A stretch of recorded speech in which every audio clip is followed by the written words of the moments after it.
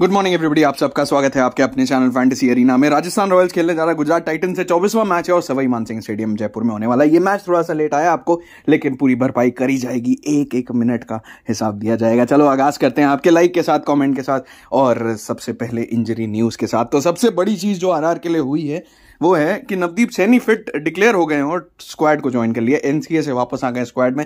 नवदीप सैनी का नाम भी लेना जरूरी है क्योंकि एंड में कुछ इंपॉर्टेंट चीजें पता चलेंगी। दूसरी चीज, संदीप शर्मा मैच से बाहर है, फिट नहीं लग रहा है जीटी के लिए। डेविड मिलर भी अनलाइकली है और स्पेंसर जॉनसन ने कहा है कि शायद वो फिट ना हो और मैथ्यू वेड आ सकते हैं केन विलियमसन की जगह, क्योंकि जो कीपर उन्होंने खिलाया था उनसे बेहतर मैथ्यू वेड बैठे हैं, तो एक कीपिंग ऑप्शन आ जाएगा। केन विलियमसन बहुत अच्छा नहीं कर रहे तो वो शायद बाहर चले जाएंगे, ये हो सकता है।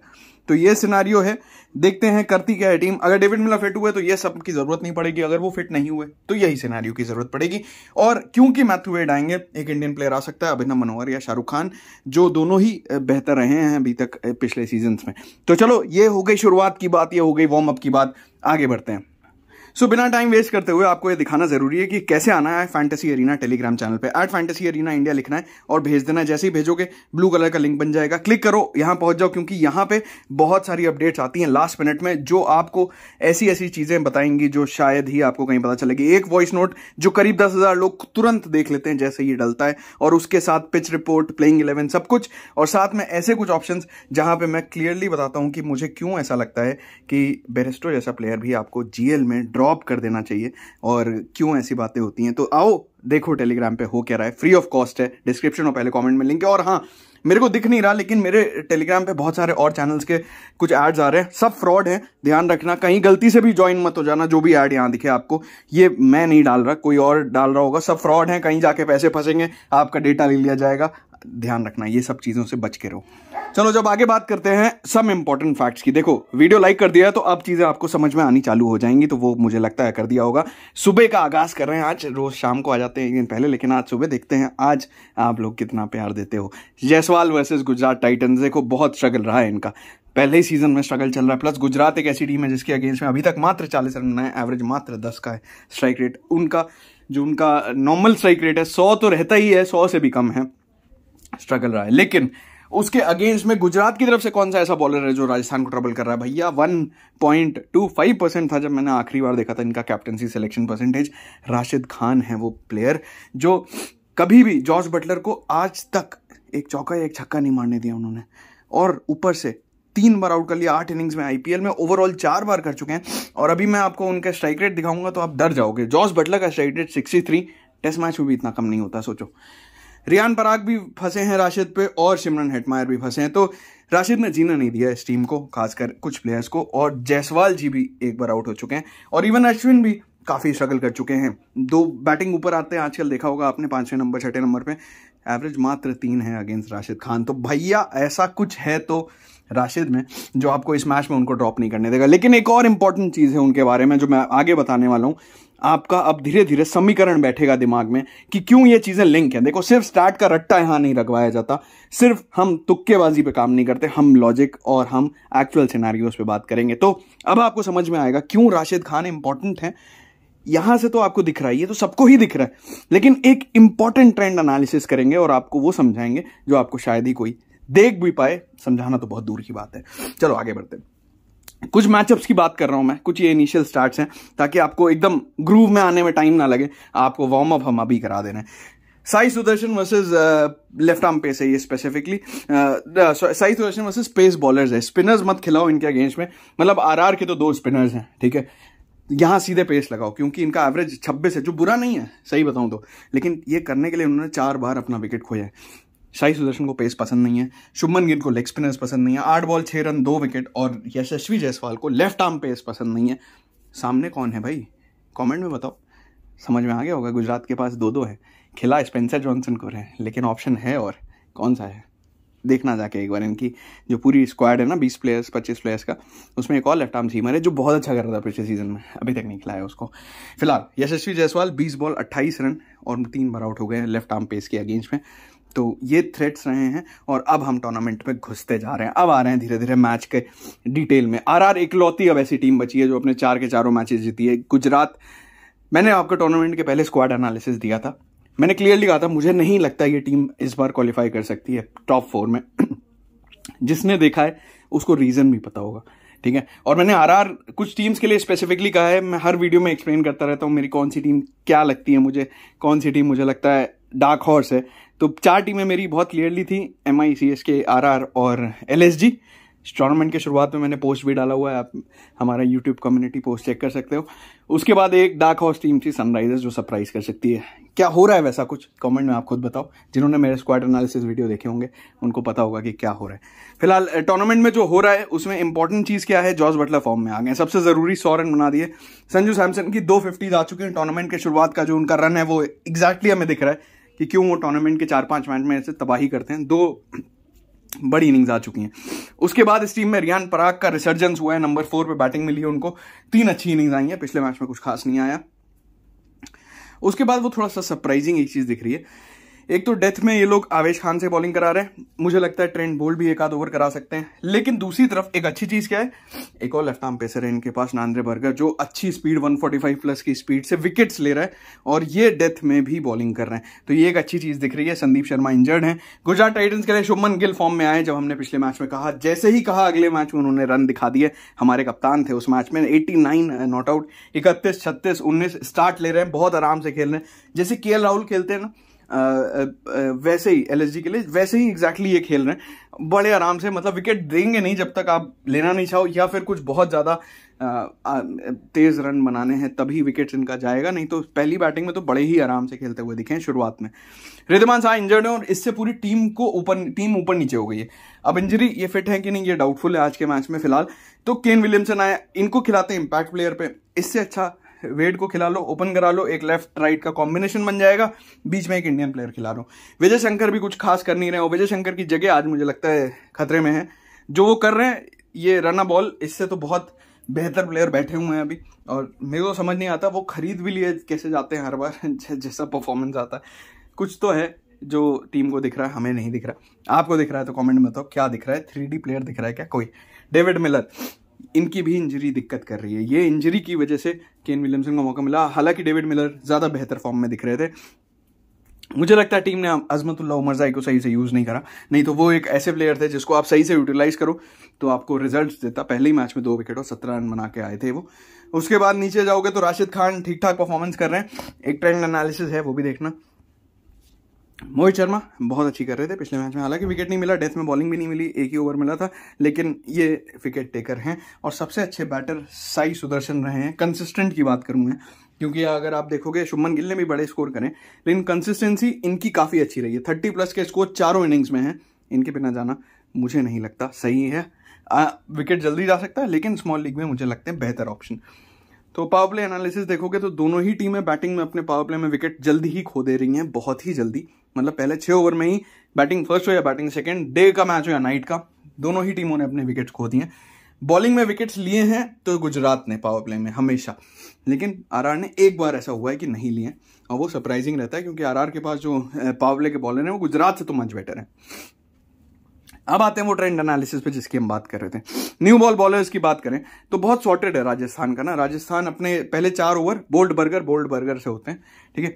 उसके बाद 5वें ओवर में वो एक्सपेरिमेंट करने आई थी पिछले मैच में, अश्विन को डाला, नहीं तो वहां पे भी बोल्ट ही होते थे हमेशा, और बोल्ट के 3 ओवर यहीं खत्म हो जाते थे। और 6ठा ओवर आवेश को दिया, जो नॉर्मली 6ठे ओवर में वो एक्सपेरिमेंट करते हैं, या तो बर्गर को या अश्विन को दिया है।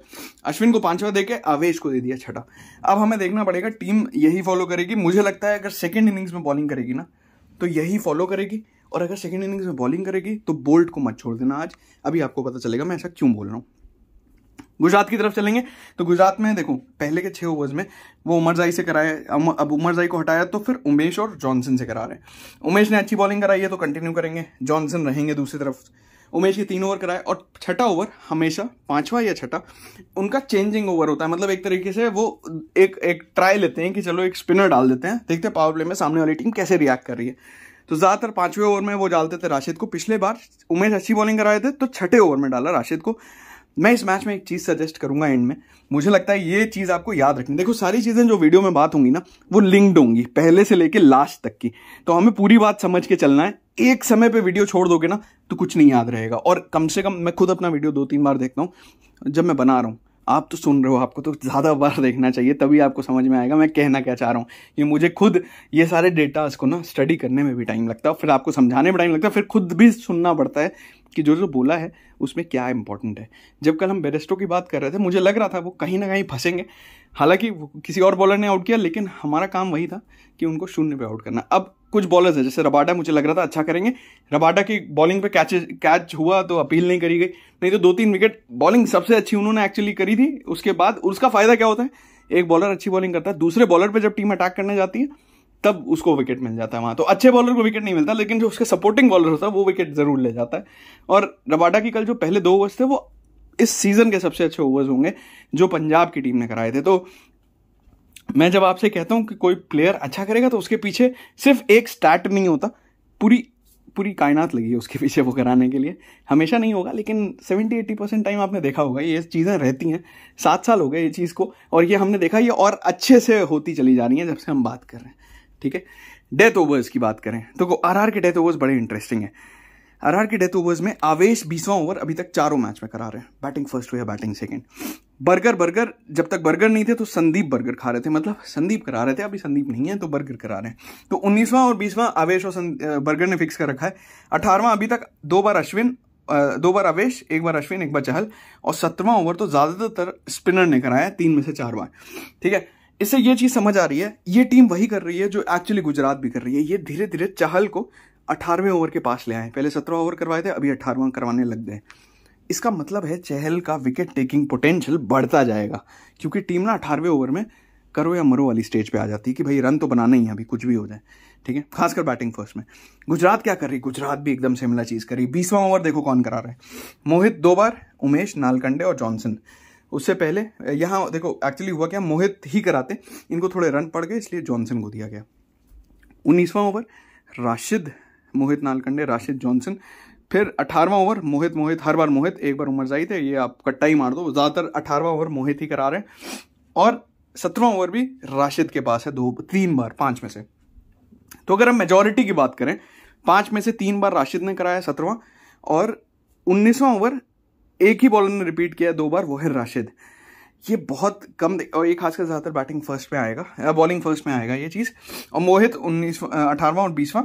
अब होगा क्या, मुझे इस मैच में जो लगता है ऐसा होगा कि राशिद शायद आपको 18वें ओवर में ना दिख जाए, 17वां या 18वें में, और अगर 18वें में दिखे तो 17वां और 19वां शायद मोहित कराएंगे और 20वां शायद जॉनसन कराएं, ऐसा हो सकता है। ठीक है, अगर स्पेंसर जॉनसन को खिलाते हैं। लेकिन इसका ये सब समझाने का मतलब क्या है, राशिद का इंपॉर्टेंस बढ़ रहा है। पहले मैच में राशिद ने 17वें तक ओवर कराया था, उसके बाद उसको उनको दिया गया 19वां ओवर, ये सेकंड मैच की बात है, और लास्ट मैच में फिर से उनको 17वां और 19वां ओवर दिया गया। हालांकि राशिद को विकेट नहीं मिल रहे हैं, सबको पता है, राशिद को रन पड़ रहे हैं, सबको पता है, लेकिन वो विकेट लेने की प्रोबेबिलिटी उनकी तभी बढ़ेगी जब वो उस फेज में बॉलिंग कराएंगे जब विकेट बैट्समैन उनको हिट करने की कोशिश करेगा। जब बैट्समैन आराम से खेलने की कोशिश कर रहा है ना, तब उनको विकेट मिलता नहीं है, ये अगर आपने देखा हो ध्यान से। तो जैसे पहले कहा मैंने, जैसे अभी आपको समझाया, समझ में आया हो तो लाइक हो जाना चाहिए, वो कमेंट में बताना कि भैया मजा आ गया देख के ये चीज़। ये नया सेक्शन है जो इंट्रोड्यूस करा, मुझे लगता है इंटरेस्टिंग लग रहा होगा कि GT slowly and steadily Rashid को लास्ट 5 ओवर्स में डालने की डाल रही है, यूज कर रही है, और उससे उनकी फैंटेसी वैल्यू भी बढ़ती जा रही है। ठीक है, अब वेन्यू पे आते हैं। देखो ये सारी जो अभी तक हमने बात करी वो टूर्नामेंट में अभी तक जो हुआ उसकी बात करी।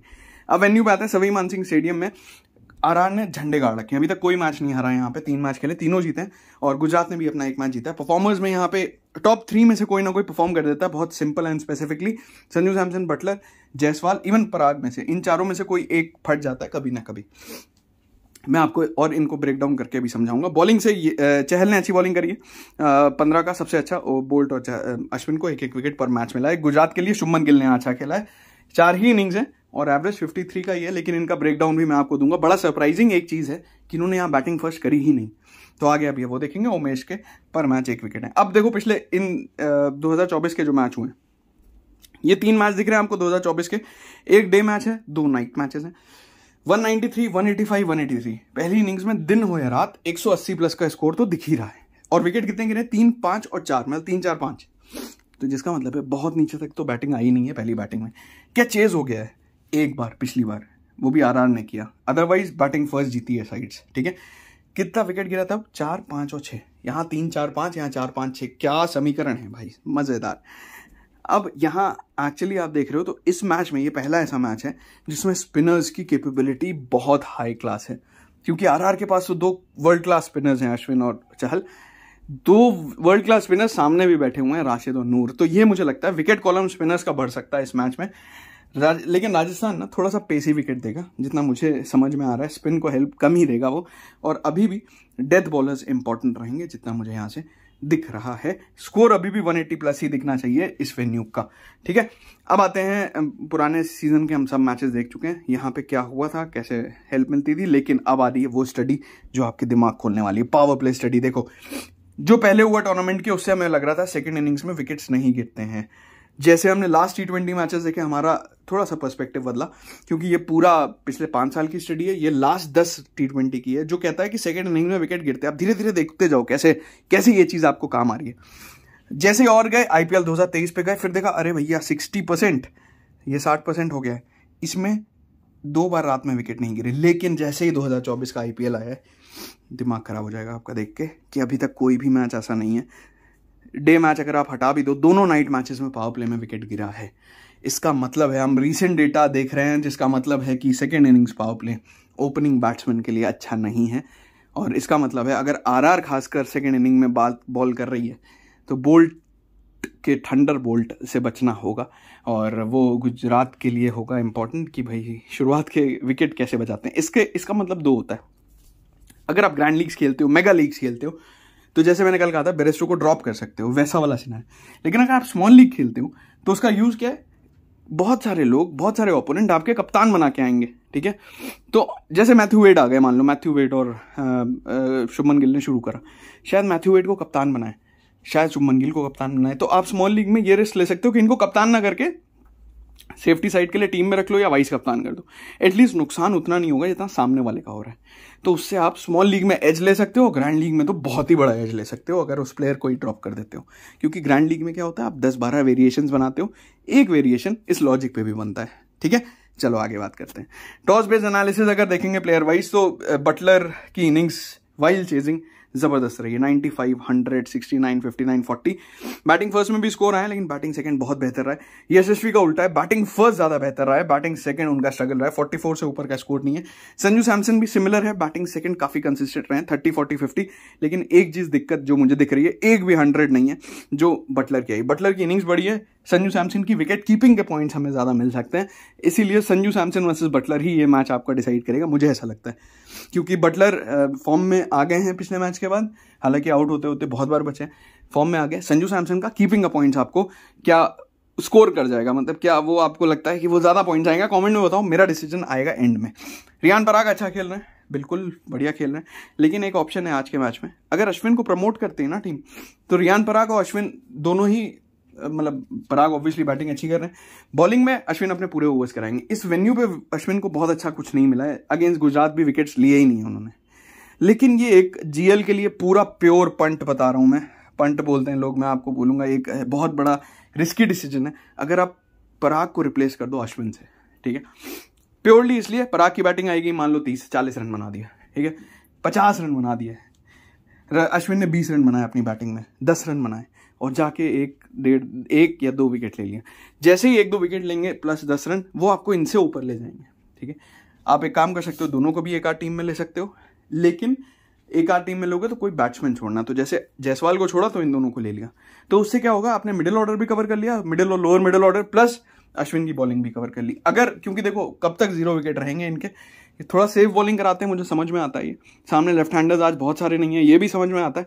अगर टीम में चेंज हुआ गुजरात की, साई सुदर्शन एक लेफ्ट है, मिलर खेल नहीं रहे हैं, तेवतिया है, और फिर अगर वेट आ गए तो फिर 3 हो जाएंगे, तो इनका रोल बढ़ जाएगा। तब आपको नजर स्पेसिफिकली रखनी है जो मैंने आपको चीजें बताई। उसके बाद बोल्ट, बर्गर का खासकर देखो जरा, इस टूर्नामेंट, इस विकेट पे अभी इसी साल खेल रहे हैं और हर बार विकेट लेके आए हैं तीनों मैच में। गुजरात टाइटंस नीचे देखेंगे शुभमन गिल का चेज करते हुए 57-36 है। उसके बाद गुजरात, क्योंकि गुजरात का होम वेन्यू नहीं है तो उनके बारे में जब हम बात करेंगे तो केन विलियमसन 63 दिखेंगे हमें। रिद्धिमान साहा स्टार्ट्स में ली थी, कभी कन्वर्ट नहीं करा, और उसके बाद नीचे जाएंगे तो राशिद खान कंसिस्टेंटली यहाँ पे विकेट लिए, 3, 1 और 1, बॉलिंग फर्स्ट 3 है, बाकी दोनों में 1 है, और उसके बाद नूर अहमद के भी 2 विकेट्स हैं। तो ये जो अगर शॉर्टलिस्ट है, तो अब आपको मैं एवरेजेस में समझा दूं, इस वेन्यू पे जॉस बटलर चेजिंग बहुत पसंद करते हैं। देखो बैटिंग फर्स्ट एवरेज बुरा नहीं है 37, लेकिन चेजिंग के समय ये एवरेज हो जाता था 75। संजू सैमसन बैटिंग फर्स्ट 30, यहाँ 37 था बटलर का, इनका 30, और बैटिंग सेकंड 75 है, इनका 42 है। यशस्वी जायसवाल उल्टा, बैटिंग फर्स्ट 40, बैटिंग सेकंड 15। कुछ समझ आया इससे? नांदे बर्गर ट्रेंट बोल्ट की बात कर ली, खासकर मैं लिख रहा हूं don't drop him when RR ball second. Trent Boult को सेकंड इनिंग्स में आरआर की अंडर लाइट इस वेन्यू पे पावर प्ले एनालिसिस के बेस पे हमें ड्रॉप नहीं करना है, उल्टा सामने वाले ओपनर्स छोड़ सकते हैं दम एक कम से कम, खासकर जीएल में जैसे हमने बात करी। गुजरात टाइटंस के लिए हमने बात करी ली ऑलरेडी। राशिद खान विकेटलेस नहीं गए, शुभमन गिल ने चेजिंग अच्छी करी है, केन विलियमसन और उमेश यादव ने ठीक ठाक बॉलिंग करी है।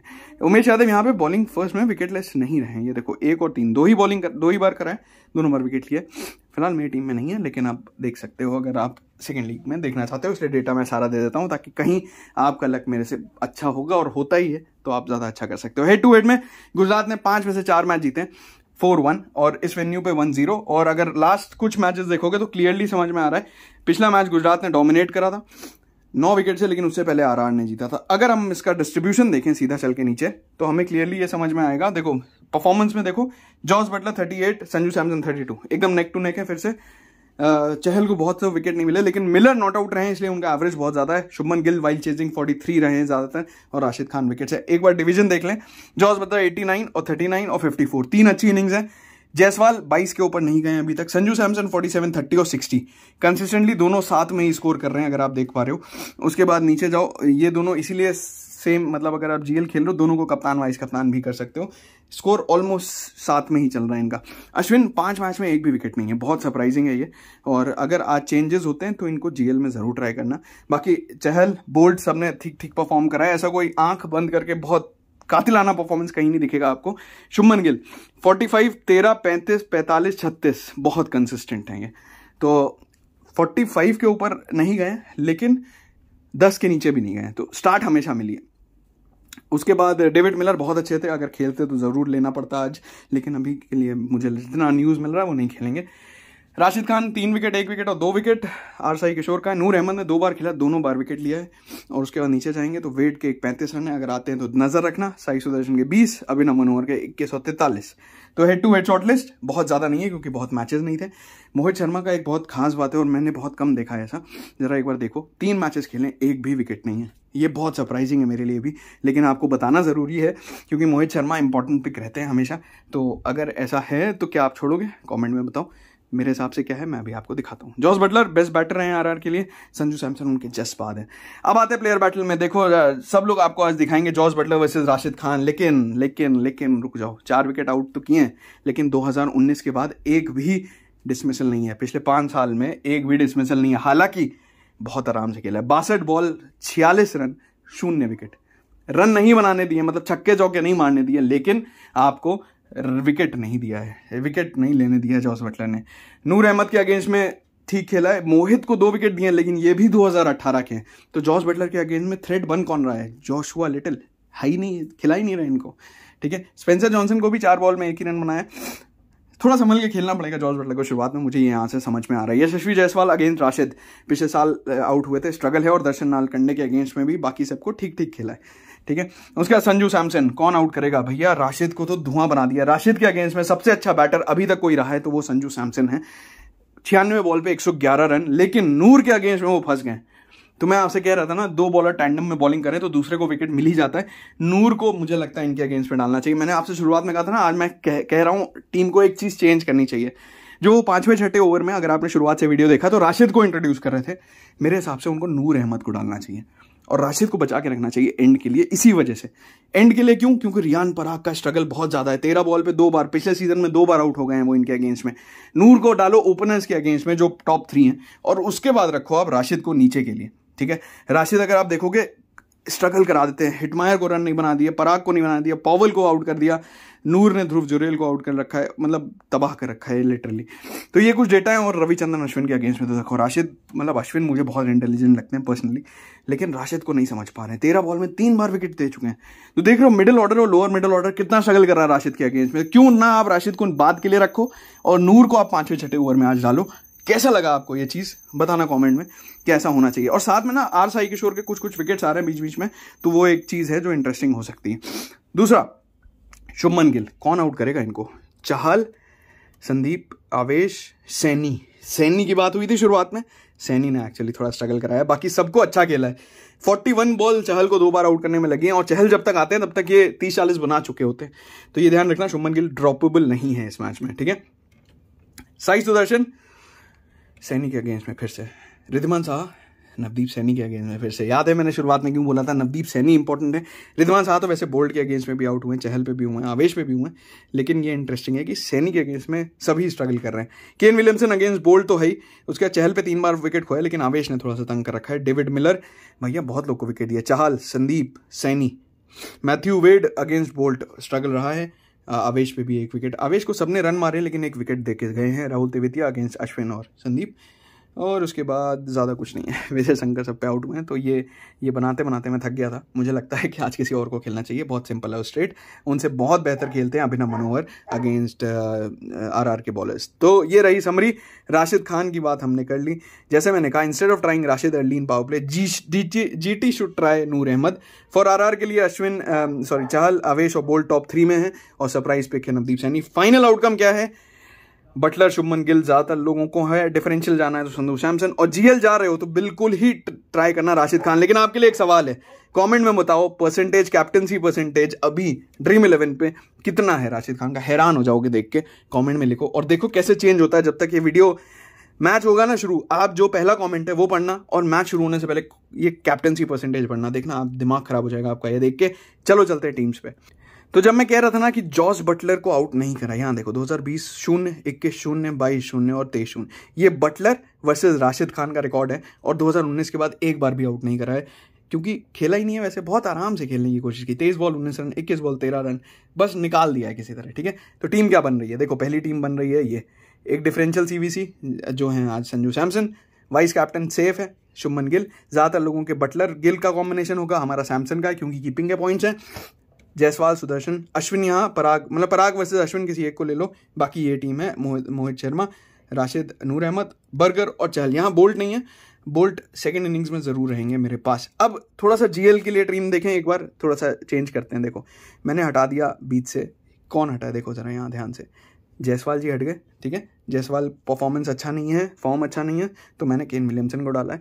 खासकर बैटिंग फर्स्ट, अब बैटिंग फर्स्ट का लॉजिक क्या है, इनकी बैटिंग फर्स्ट एक 50 आ चुकी है, लेकिन क्योंकि आरआर चेस करेगा तो चेजिंग में बटलर ज्यादा बेहतर कर रहे थे सैमसन से, तो कप्तान किया है जॉस बटलर को।